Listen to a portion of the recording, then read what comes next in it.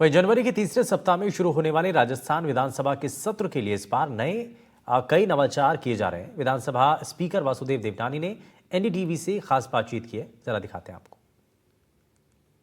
Jaipur Ajmer highway पे एक अग्निकांड हुआ, हादसा हुआ, लोग मारे गए, घायल हुए। आप अजमेर से जयपुर एक लंबा अरसा आप इस सड़क से आते हैं।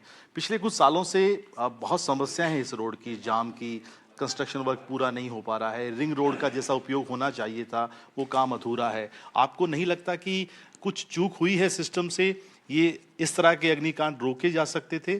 और आप सरकार से क्या मांग करेंगे?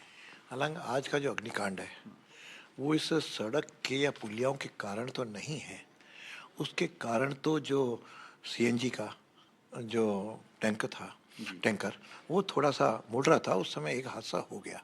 बहुत ही दर्दनाक और पीड़ादायक तो है ही, और इसमें कुछ लोगों की जानें भी गई हैं। लेकिन ये सड़क न बनने के कारण लोगों को कई बार घंटों उनको जाम में फंसना पड़ा है। तो परसुएंस मैंने भी की, एनएचआई के लोगों अधिकारियों से चर्चा भी की, मंत्री महोदय से भी की, और धीरे धीरे उसमें गति भी कुछ आई, और अब लगभग एक आध को छोड़ के सारे पुल बन गए। मैं समझा उसके बनते ही ये सरलता भी होगी, ठीक भी होगा, और जहाँ आवश्यक होगा वहाँ माननीय मंत्री महोदय के माध्यम से हम इनको अधिकारियों को खिंचाई भी करेंगे। सर, आमतौर पे सरकारें एक साल का रिपोर्ट कार्ड रखती हैं, आपने भी अपना एक रिपोर्ट कार्ड रखा है और बहुत सारे काम हुए हैं और बहुत सारे काम होने वाले हैं। एक बड़ी बात आपने कही कि गुलाबी रंग में सदन दिखाई देगा, ये नवाचार क्यों और किस रूप में हो रहा है? क्योंकि हमको आईपैड लगाने थे, तो आईपैड में सारी वायरिंग है अभी हमको हटानी पड़ता है, तो नीचे जो कारपेट है वो फटता ही है, तो नया लगाना था। और नए में ये था कि या तो उसी को रिपीट करें, नवाचार में उसको चेंज करें। फिर जयपुर एक गुलाबी नगरी है, गुलाबी नगरी में गुलाबी जैसा लगे, ये निश्चित रूप से शायद बहुत अच्छा लगने लगा। तो सबसे चर्चा करते हुए इस गुलाबी आवरण में उस विधानसभा को मैं लाया।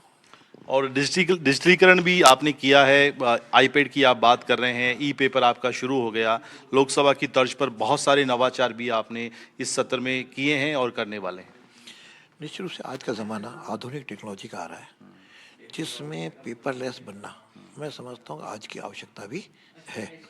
और इसमें ये जो नेवा प्रोजेक्ट है, नेशनल ई विधान, वह कुछ राज्यों में गति पकड़ने लगा, तो मेरे भी ध्यान में आया। हालांकि ये चीज़ यहाँ पहले ऑफर हुई थी, लेकिन उस समय के तत्कालीन निर्णय नहीं हो पाया होगा, तो निर्णय किया उसमें 60% सेंट्रल गवर्नमेंट देती है और 40% स्टेट गवर्नमेंट बेयर करना। तो तुरंत इसको हमने एक्सेप्ट करके और नीवा प्रोजेक्ट यहाँ पे ले आए। उसके आधार पर शुरू में तो कठिनाइयाँ होंगी, क्योंकि हर विधायक इससे फेमिलियर नहीं होगा।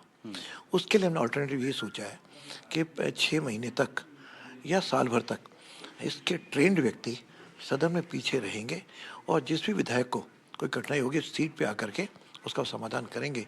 तो धीरे धीरे पर्यावरण की दृष्टि से या अन्य विषयों की दृष्टि से पेपरलेस होना आवश्यक है, ताकि उसमें तुरंत उस पर उसको प्रश्न भी मिल जाए, उत्तर भी मिल जाए, साथ में विधेयक भी मिल जाए, सारी जो विधानसभा से पत्राचार है उसको उपलब्ध होगा। आप सर दिल्ली दौरे पर थे, विदेश मंत्री से आपकी मुलाकात हुई, कुछ जरूरी मुद्दों पर चर्चा हुई, खासतौर पे बांग्लादेशियों का जो इशू है उस मुद्दे पे एक लंबा डिस्कशन आपका हुआ है, कुछ समाधान की दिशा में प्रयास हो रहे हैं?